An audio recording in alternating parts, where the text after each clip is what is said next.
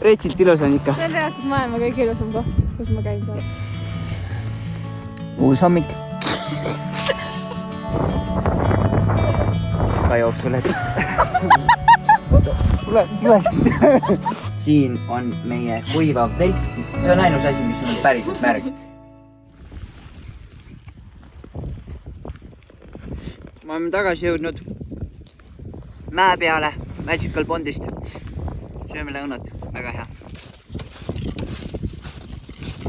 Nüüd ma saan ära näidata oma matkaretuusid siuksest venimast materjalist ja siin üleval on kumm, kus saab reguleerida seda ilusti ülevalt hoiaks. Siis pepu pealt ja põlvede pealt on siuke hästi tugev veekindel kiht. Praegu on veits soojem, et ma mõtlesin, et ma proovin matkata nendega, aga muidu kui on ikka mingi -20 ja niimoodi, siis ma arvan, et nendega on jahe. Või siis teine variant on alla siia soe pesu panna, aga siia väga nagu ei mahu. Hästi mõnusad taskud on ka, sest on nagu nii-öelda kaarditasku siis, kus sa paned, õhutus ka, kus sa paned endale matkakaardi või midagi. Ja siis siin on siuke lukuga tasku. Kas siin taga on kaardi? Ei ole. Okei. Ja siis siin on mingid konksud, saab näiteks kindlad siia liputada ja siin on ka taskukene. Need on suurus S, mul on samasugused suuruses M, nad on veits suuremad. Sa hoiad veits põlvest kottis rohkem, aga saab mõlemaid kanda. Ja alati, kui nagu vaadata Felli kodulehel, siis seal on suurused olemas ja täpselt end ära mõõta ja moodud nagu on kõik õiged ja vastavad suurusele. Aitäh! Ja minu üks lemmikuid riideesemeid meie matkastaffist on see suleparka. See on üks kallimaid riideesemeid, mis ma endale soetanud olen, aga kindlasti seda hinda väärt ja püsib kaua ja kestab kaua ja on väga kvaliteetne, nagu kõik Fjällräveni riided. See on siin meie kodukene natukene sassis, sest me hakkame oma asju kokku pakkima, et edasi liikuda. Ja hetkel on meil lõuna siin. Mis te sööte, härra? Veis ja kartulipada. Jammi. Ja minu siin toidukene auto. Soojandan jalgu ja käsi sellega praegu siin magamiskotis.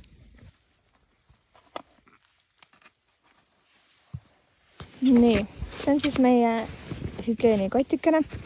Deodorant, mida me kasutame Hansuga koos. Hambaniit.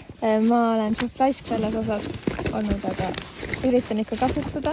Siis juuksehari, hambaharjad, hambapasta, need on need tapetikesed. Mis hambapastaga juhtub külmas? Külmub ära. Ja. Siis on teipplaaster, SOS tekikene, kätesoojendid, mida me ühe korra kasutasime, ka head olid, elukaua püsisid kuumane. Need on naudesalvid. Nii, mis sa teed nendega? Jälle vajasime selliseid, mis ei külmuks ära või et mingisugune näo, käte, kreem ja huulepalsam, mida saaks kasutada külmas. 2 versiooni.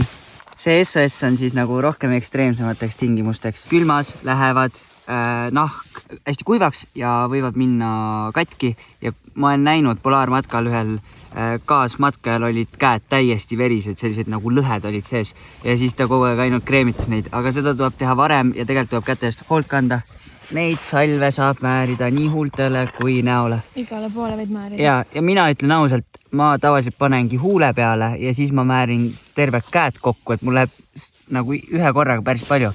Ja siis ma määrin ka näo ära, ehk ma nagu panengi näole, kätele ja huultele. Ja see on siis nii-öelda igapäevane meeste oma. Väga hea. Ja need on looduslikud ja lõhnad ülihästi. Ja. Minul on see sama SOS, mis Hansulgi. Kasutasin külmematel ilmadel, panin põskadele, ninale, huultele, kätele. Ja igapäevaselt kasutan ma seda. See lõhnab räigelt hästi. Seda ma panen kogu aeg huultele ja mega mõnusad niisutavad.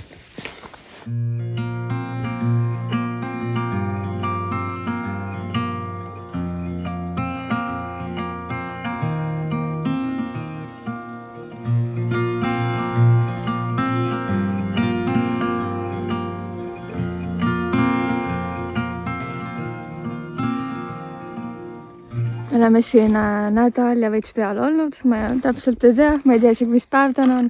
Esimesel päeval oli päike taevas. Kõik need ülejäänud päevad, mis me siin olnud oleme, on lauspilves olnud. tähtis, nagu kõik on hall, isegi udune siin nagu kingast otsas. Et nüüd paar päeva lubab ilusat ilma ja võib-olla ka viimalise võimalust. Sest mulle jäi sellest esimesest korrast väheseks.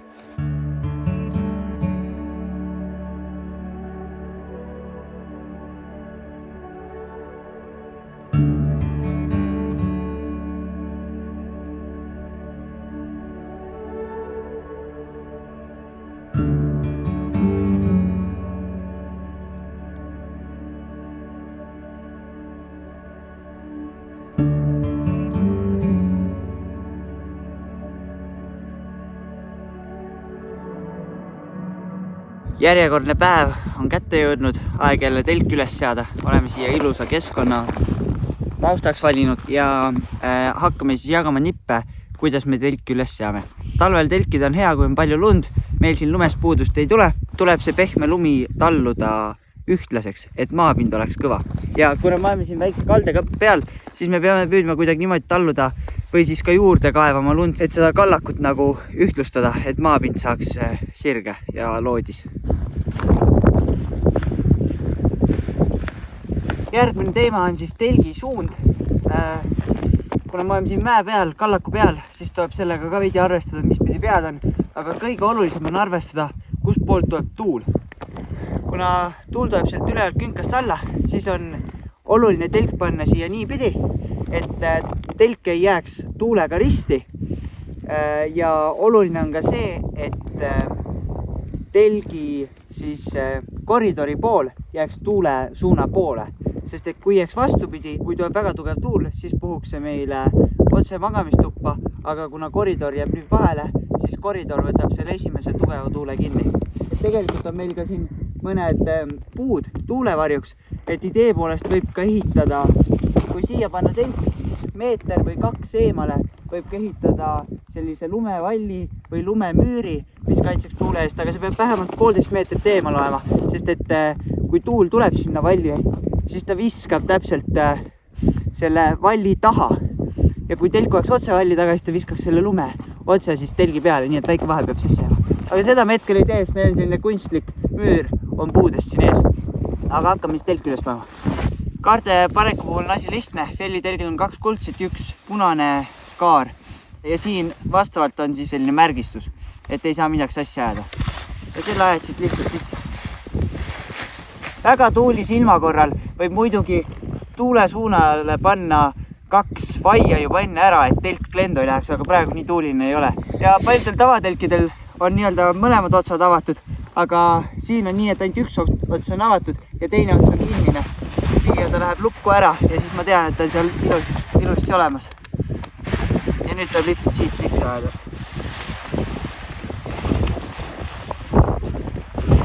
Kuna lumi on siin nii paks, maapinnani me välja ei jõua, et vaiasi kinni panna, siis me kasutame selliseid suuri vaiasid, mis on siis lume- ja liivavaiad.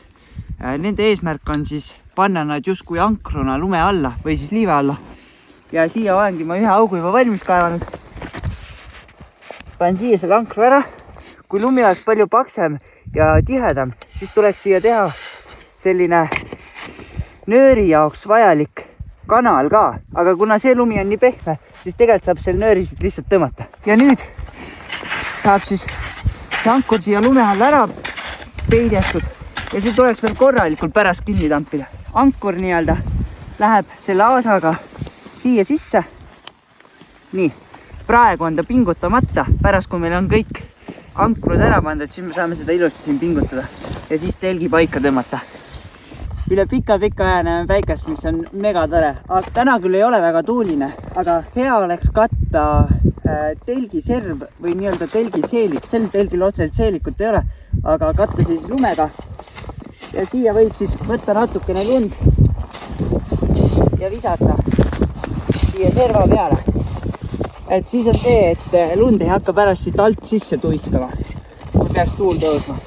Talvematka puhul suurim pluss on see, et lund on palju ja tänu sellele sellisel tunneltelgil annab kaevata siia vestibüüli osasse auk. Ja see auk on sellepärast hea, et kui muidu telgis ei saa ennast väga palju sirutada, siis sellise sügava augu kaevamisel saab siin püsti seista ja samuti on näiteks siis ka telgis sees söögi tegemine natuke turvalisem, et kui sul on see priimus gaasiga on siin põhjas kindlalt, siis on nagu turvalisem süüa teha.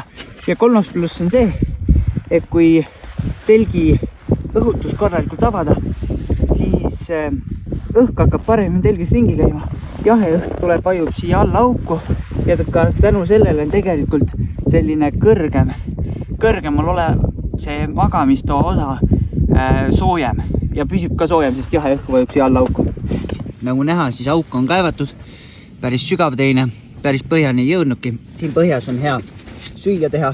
Oleks võinud augu natuke sügavamaks kaevata, siis saaks päris püsti ka seista. Praegu täiesti püsti ei saa, aga samas siis on raskem jälle siit välja astuda. Ja telgi ülespanemise võib-olla kõige viimane ja üks väga oluline asi on see, et telk peab olema hästi õhutatud ja tuulutussüsteemid peavad olema avatud, et õhk ilusti läbi käiks. Siin on meil see täiesti lahti. Siit selline nii-öelda sääsevõrk on meil tavaliselt ees, aga see avaus ise on täiesti lahti, et kui siit tuiskama peaks, siis ta ei tuiska telki sisse, et see sääsevõrk peab selle kinni. Ja seal teisel pool magamistoas sees, see avaus on ka täiesti lahti. Ja siis ööseks jätame isegi siit telgi avause päris lahti ja need uksed jäävad ka niimoodi nagu suht hea tuulutuse peale. Ehk siis tuulutus on ülioluline, sest kui talvisel ajal telk ei saa hästi tuulutatud, siis telgis sees olles sa toodad hästi palju niiskust välja hingates ja siis telk seest kattub niiskusega. Aga kui ta on hästi õhutatud, siis rohkem niiskust läheb telgist välja, muidu vastasel juhul kogu niiskus koguneb siia telgi lae peale. Ja lõpuks, kui sa seal hommikul ärkad, telgi lagi on härmas ja siis hakkad ennast liigutama, siis kogu niiskus või kõik see kondenseerunud vesi, mis on ära jäetud, vajub siis uuesti sinu riiete peale. Hea ventilatsioon ja õhutus on väga oluline just talvel. No üldse on oluline, aga talvel eriti. Kuna taevas on läinud lõpuks selgeks, siis saab kindlasti täna loojangu ajal ka pilti tehtud. Sellepärast tuleb vahetada liikumisriided nüüd soojemate riiete vastu. Et ilmselgelt oleme täna siis rohkem õues, aga nüüd panen ma siis selle 3. kihi, mis on siis õues paigal olemise riided, et ei hakkaks külm, siis sellepärast on need paksemad. Alla panin oma magamissooja pesu. Siin on ka see, et ei tohi siis liiga palju rapsima hakata, sest ma ei taha, et see higiseks saab, sest see on ainus riideese, millega ma magan. Jalga tõmban sellised nagu jahimehe püksid, kus on niisugune lisavooder ja siia lisavoodrisse tegelikult talletub mega hästi soe õhk või üldiselt õhk, aga su enda keha kütab selle siis soojaks. Et kui sa jalga paned, siis sa tunned nagu mingi vatipüksid oleks jalas. Mul on täpselt samasugused püksid nagu Hansul need paksud. Siis ma panin need Hansu kelbukaarte saapad endale jalga. Ka Hanvaagi omad. Siin on lisavooder või lisa siuke saabas, mille saab tegelikult magamiskotti sisse võtta. Siis mul on see sulejope praegu ja 2 sulejopet ja soepesu all. Ja siis ma panen veel paksud kindlada niimoodi, ma chillin siin. Vahekihina panen ma fliisi, mis on tegelikult õhuke fliis, ta on pigem liikumiseks mõeldud. Mul on siin üks väike kasvaja, või päris suur teine. Siin sees on siis 4 Sony akut ja 3 drooni akut, mida ma hoian alati ka hea vastas. Ta on niisugune hea kõrge krae, hästi kinnine kapuuts, mis ei näe kõige ilusam välja, aga hoiab ilusti soojas, kui on vaja. Ja siia peale tuleb nüüd sulejope. Sulejope ja üldse sule magamiskottide puhul tuleb neid niimoodi raputada, natukene õhu käes last olla, et sulgede vahele tuleks õhukiht. Kui väga pikaks passimiseks läheb siin ilmalistega, siis ma tõmban veel oma Fjellraven Polari polaarparkaga selga. Aga praegu see ongi minu soe õues olemise kiht. Müts, puff, kindad lähevad kätte. Päike on välja tulnud. Vaadake. Väga ilus on. Nii et nüüd sööme ruttu taktikali. Saame sooja sisse ja lähme pildistame.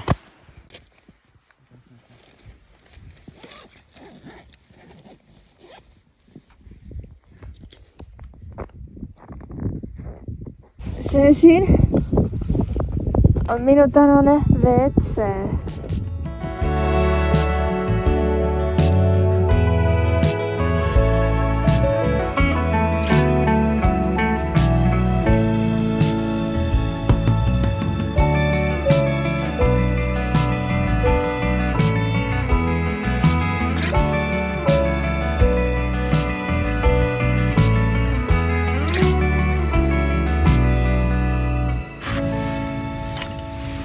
nii keedame me vett, võtame siit veevarusid ja tulele.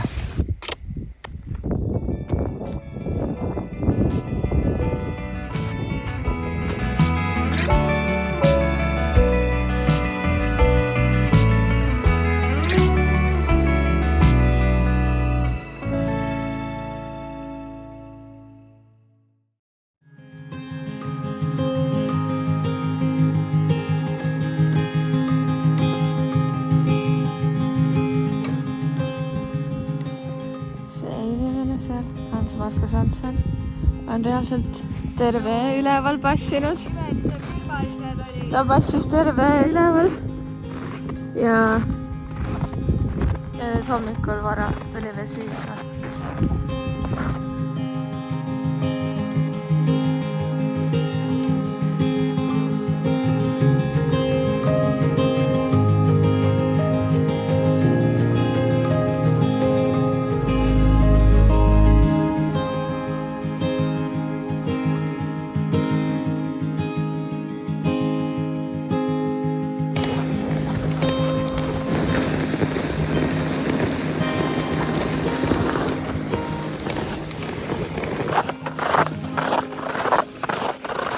Mängime siin natukene lolli. Mina istusin ka kelgu peale. Hans veab mind ehk minu kelk on ühendatud tema kelgu külge ja tundub, et olen päris lihtne. Ja ma vist kukun kohe maha. Keegi kukkus maha. Ei ole raske. Ei olegi aru saada, et mul on tunne nagu tõmbaks enda kelku. No me lähme veitsid nagu mäest alla ka, aga jah, lähme edasi siis. Kelgukoerte sõit. Naudin siin imelist ilmakest ja väga kaunis.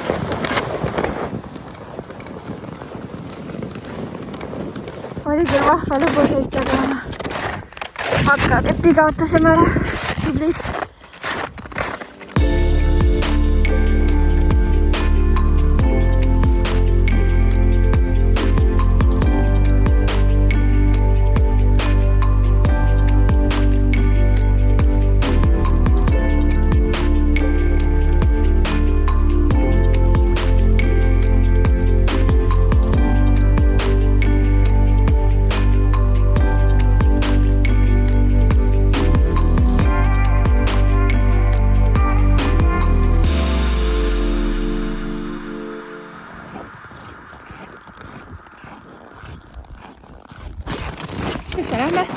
Virmalisi pildistama.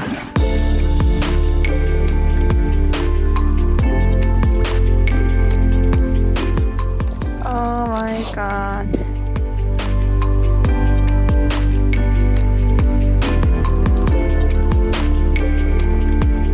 Vaadake, kui härmas kõik on. Läigib. Mida teie ootate? Virmalisi.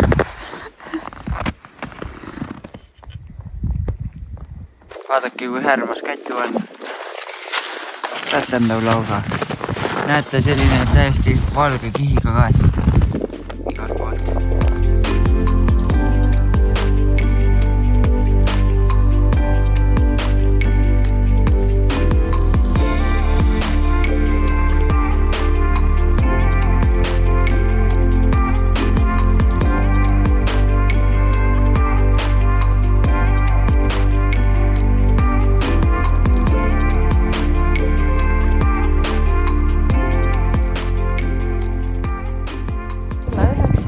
Kell saanud 1:30 öösel ja me oleme ikka virmalise jahil.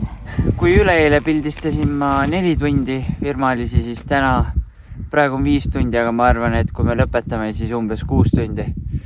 Nii et Käitu nüüd saab aru, miks see kõik nii palju aega võtab. Ja mis sa arvad, mitu kilomeetrit me oleme läbinud siin ööga? Praegu vist 7 äkki ja siit on veel mingi alla 3. Nii et 10 umbes. Meil ei ole süüa, meil ei ole juua. Ja me sõime lund. Me sõime lund, sest meil on nii jäme. Sest me ei jõua pesani. Pea käib ringi. Kuuled on nii kuivanud.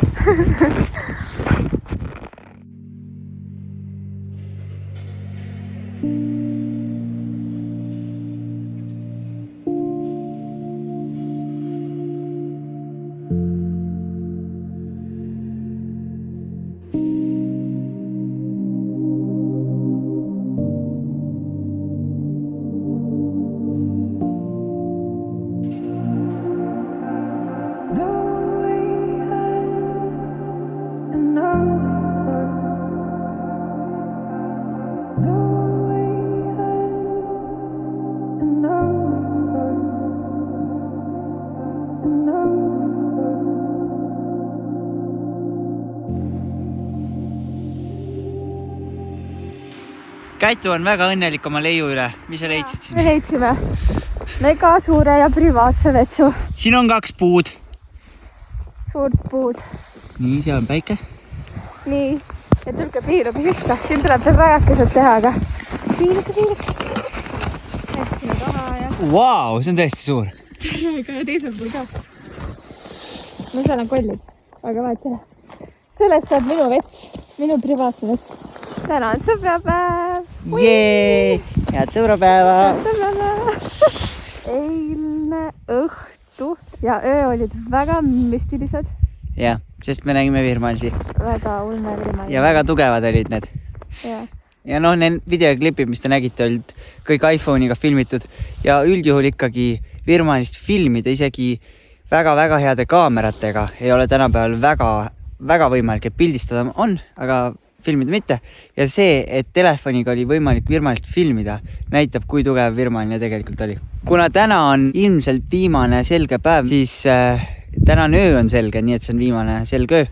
Me oleme väga ideaalselt valmistunud juba tänaseks õhtuks ja loodame virmalist näha ikka. Just, et meil on telk püsti, soe tee on termoses valmis. Oleme valinud sellise eriti ilusa koha ja loodame, et äkki täna saab veel virmalist ja siis saab veidi teistsuguse keskkonnaga ja veidi teistsuguse sellise rohkem metsasema alaga pilte. Ja mul on alati see olnud, et Hans on varemgi käinud virmalist pildistamas või üldse, mida sa veel pildistamas? Kuskil, kus iganes päikesetõusu pildistamas. Kui päikesetõus või midagi, siis mul on alati see, et kuidas ta viitsib nii kaua ära olla ja virmaliste puhul üks ööd oligi reaalselt kella 4-ni, 4 sai magama ja mina juba läksin varem. Ühesõnaga, nüüd ma sain aru, miks Hans nii kaua kogu aeg passib, sest ma tahtsin ise ka passida. Kogu aeg ootasin ja ootasin, et uus virmaline tuleks. Ja või et noh, taevas oli virmaline, aga et läheks tugevamaks. Ja kogu aeg ootad nagu, et läheks võimsamaks. Väga lahe oli. Teine asi on see, et pildistamine, tähistaeva ja öö pildistamine võtab aega. Ühe pildi tegemine on 20–30 sekundit. Selle ülikülmaga statiiv külmub ka ära ja siis sa natuke nihutad kuskil, otsid uut esiplaani, siis sa pead hakkama horisonti sirgeks panema ja fookust ja et pimedas see kõik võtab rohkem aega ja see ongi see, et ühe pildi tegemine võib-olla võtab reaalselt sul 1 minut ja siis, kui sa käid ja otsid ja ootad ja loodad, siis niimoodi lähebki see 6 tundi nagu niuhti mööda. Aga telefoniga oli palju lihtsam.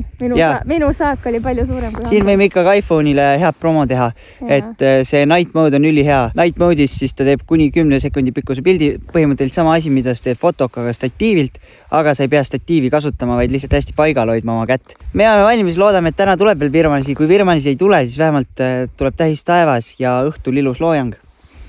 Et siin on mida jäädvustada. Käitu näitab siis meile oma tänast magamiskohta või noh, teile. Kui me magame täna. Kui me magame täna, jah. Vaadake, see on ideaalselt pandud. Seal on põhjasuund. Esimene virmaline võiks siia tekkida, kuigi noh, siin ikkagi on virmalist igas ilmakaares. Siin on ilusad puud, kompositsioon. Ja siin on Käitu ilus ja telk ilus.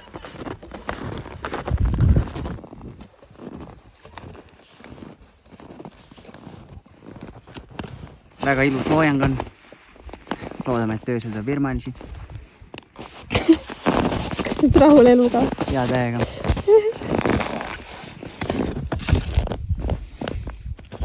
Siin on meie sõbrapäeva magustoit, kummikommid, tee, Batoon, Hans Käitu.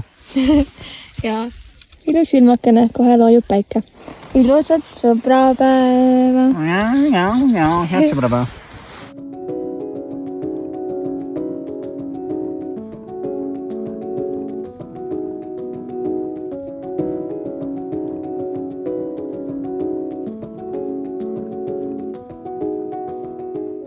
Paistab. Isegi veel loojangu kuma on seal taevas. Mina teen siin süüa. Ja vaadake.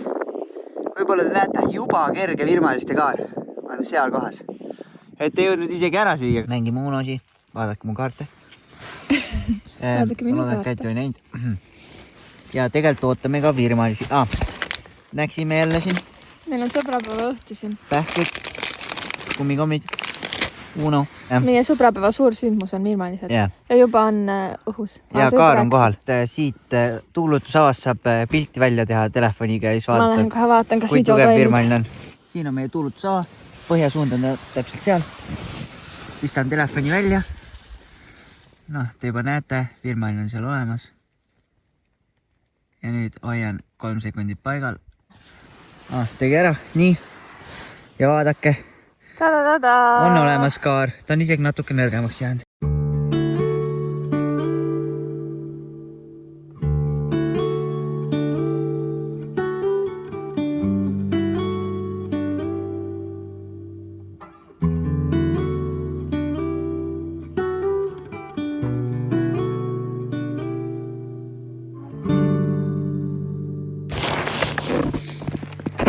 Meie viimased pakkimised.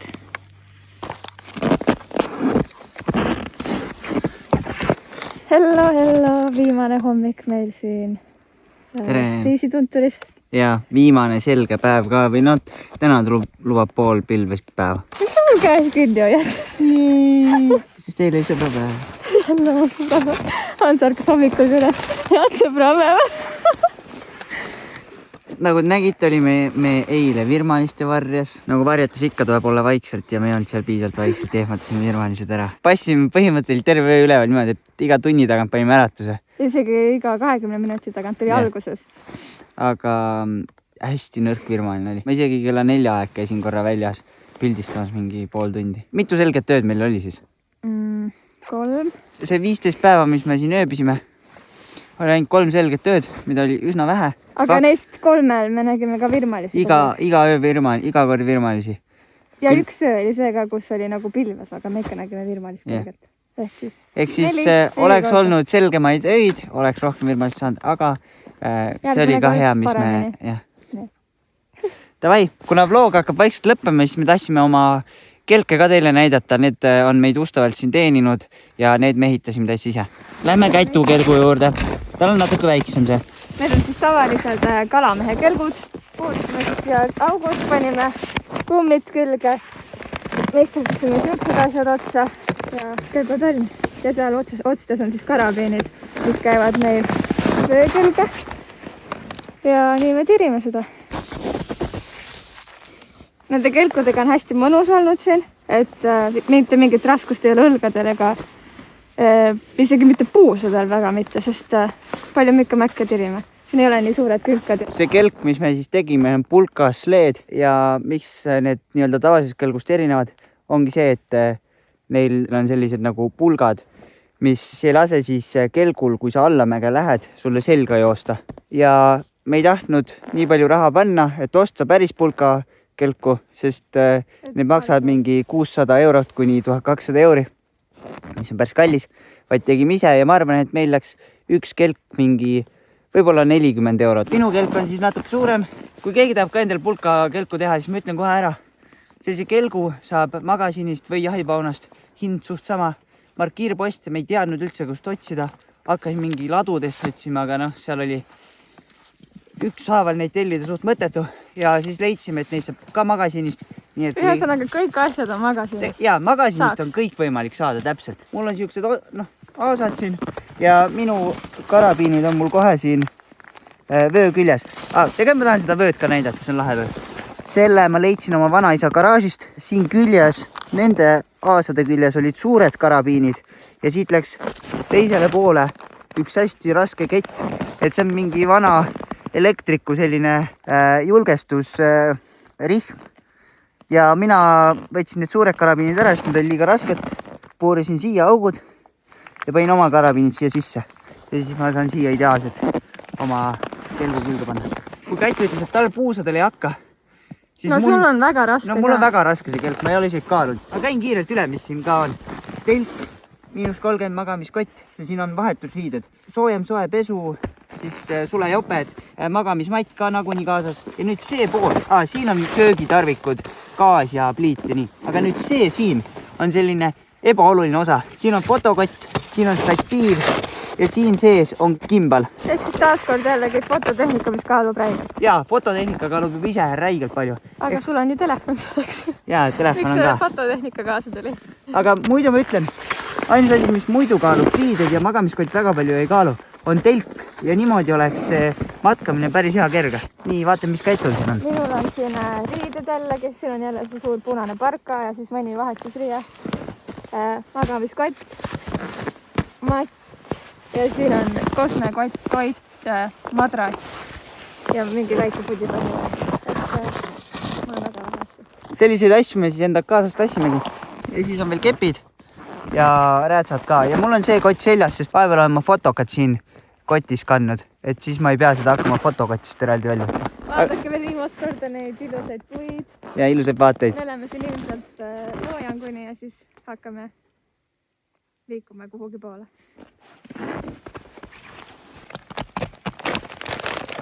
Meil on nüüd viimane lõunasöök siin imeilusas riisitunturis. Juba 3. pikemal matkal sööme me Tacticali toite, sellepärast et need on reaalselt kõige paremad toidud. Saaksid nagu kodus või lausa restoranis. Megakalorirohked, puhas Eesti toodang. Eestis toodetakse siis neid Viljandis täpsemalt. Ja nii lihtne valmistada, et meil siin praegu vesi kööb. Lume keetmine võtab küll veits kauem aega, võite Hansult küsida, et tema on see söögitegija meil. Aga vesi keema, 70–100 kraadi vesi. Siis 300 milli läheb siia ühele pakile ja ootad 8-9 minutit. Mina tavaliselt teen kätele sooja nendega või jalgadele see 8-9 minutit, kui ta valmib. Ja siis saad süüa. Ja mingit kausikest ega midagi pole ka vaja, et saad pakki lahti teha ja otse sellisest pakikesest süüa. 3. matkal ma alles avastan, nagu kui head nad ikka on. Muidugi on need kindlad lemmikud välja kujunenud, aga väga head toidud. Algul on ta siuke vesine. Nüüd ma panen selle pakki kinni 9 minutiks ja vaatan, milline ta pärast on. Nüüd meil on siin vesi sees, toiduke valmib. Unustasin enne öelda, et need kaaluvad 100–110 grammi alguses ja nüüd siis on kokku koos veega 400 grammi ehk see on ka teine või no ma ei tea mitmes põhjus. Miks me just neid toite sööme siin matkal, et nad on nii kerged alguses vedada kaasas endaga. Nii, siin sai minu söödike nüüd valmis.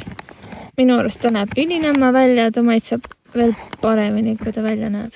Siin on need juust ja kuigi ma ei taha juustu süüa, aga ma siin matkal natukene patustan, sest mul on energiat vaja. Nii et njam, see on minu lemmiktoit, siis punapasta. Ja Hansul seal oliividega. Ja juurviljadega. Ja juurviljadega pastakene. Head isu. Aitäh. Nom.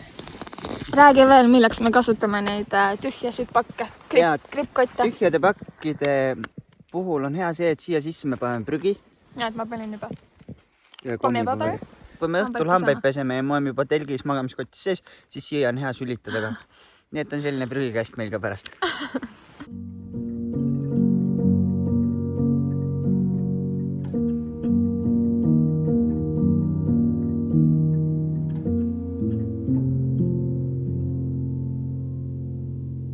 Me hakkame siin otsi kokku tõmbama oma matkakesega. Ja 14 päeva keset Soome Lapimaa tundraid hakkab läbi saama. Kui see oli siis? Ma ei tea, uskumatu kogemus. Väga ekstreemne. Siiamaani minu elu kõige ägedamaid seiklusi, ma arvan. Ja ma arvan mul ka kindlalt. Ja. Võtan võib-olla kokku ka, et mis siis kõige lahedamad hetked või asjad olid? No need vaated. Et see reaalsus, et siin ongi nii palju lund ja et need puud ongi nagu mega paksu lumekihi all ja need ei ole enam puud, vaid on kujukesed. Siis teiseks ma tooks välja need miinuskraadid. Ja kogu aeg oli päris külm ka. Et mingi hetk me ega väga ilmad, et nagu ei vaadanudki temperatuuri mõttes, ehk ega ma täpselt ei tea, palju iga päev nagu külma oli. Ootasime pigem selget päevast. Yeah. Aga me teame, et ükskord oli vist -24 või -26 öösel. -26 oli, isegi täna oli -24 öösel. Ja siin ka teised ööd oli tegelikult oli külma. Aga miks me sellega liiga palju tähelepanu ei pööranud, on see, et tegelikult ega me väga aru ei saanud. Ei olnud väga külm. Nagu ei olnud nii, et nüüd on külm öö, et nüüd on räigelt külm. Ja naljakas oligi see, mida me omavahel karutasime, et pigem soojad temperatuurid, kui oli mingi -10 või -5, siis oli pigem äkki jahedam isegi, kui -15 või -20-ga. Yeah. Et siis andis tunda, et veits on nagu äkki jahe. Ja no niiskus ka siin üle. Et lisaks vaadetele ja temperatuurile tooks välja veel midagi. aga meil muud siin ei olnudki. Muud ei olnud.